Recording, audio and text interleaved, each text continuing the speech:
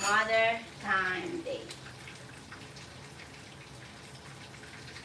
Bago papasok po sa work is need namin magluto, guys.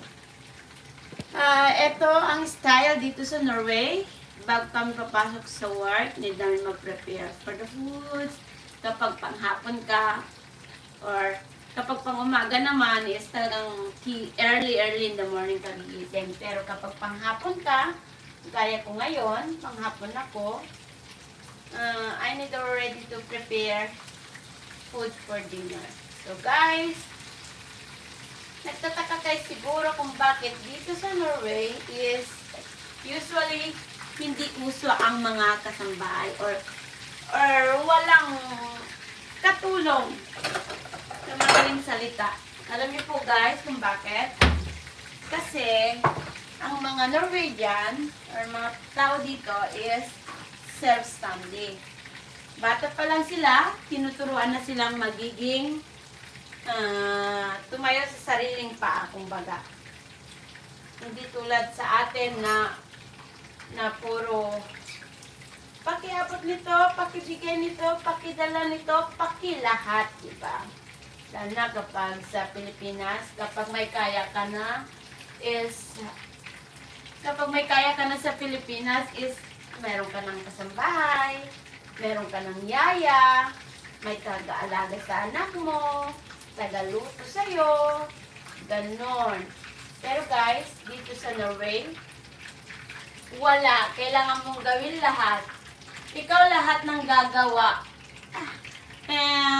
Kaya yun ang kaibahan ng Pilipinas at saka mga tao dito sa Norway. Hindi lang dito sa Norway, sa Denmark, sa Sweden, or different place of Europe na hindi po uso ang kasambahay. Dahil bata pa lang sila, natuturuan na silang magiging self-standing, yung gagawa ng sarili. Hindi nila uso sa kanila yung paki na tinatawag natin. Yung sinasabing paki, pakiabot, pakilagay, pakigawa mo to.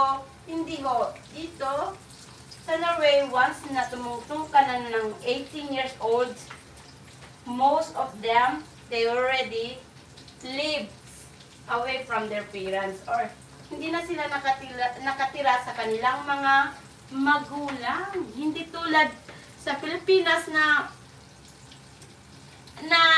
kahit matanda ka na, may anak ka na, may apo ka na, pwede ka pa rin tumira sa iyong mga parents. Dito ho ay hindi. Hello, Mr. Biko. Thank you for watching. What? Dog or cat? What do you mean?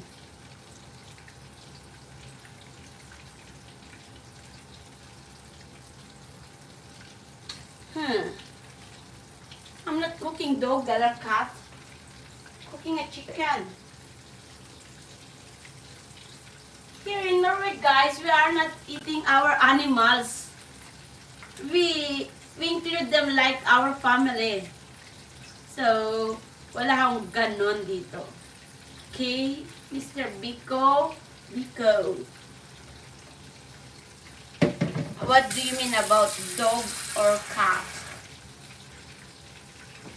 Guys, eto ang buhay namin dito sa Norway. Like me, today is, I gonna work late. I will start 11 a.m. So, now, I'm preparing dinner.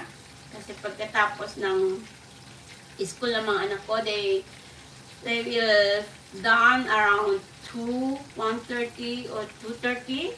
Like that. So, the dinner is already ready.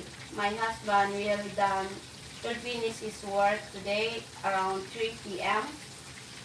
So, they don't need to worry about dinner because I already prepared. So, yan guys. Luluto na tayo gumawa ako ng soup.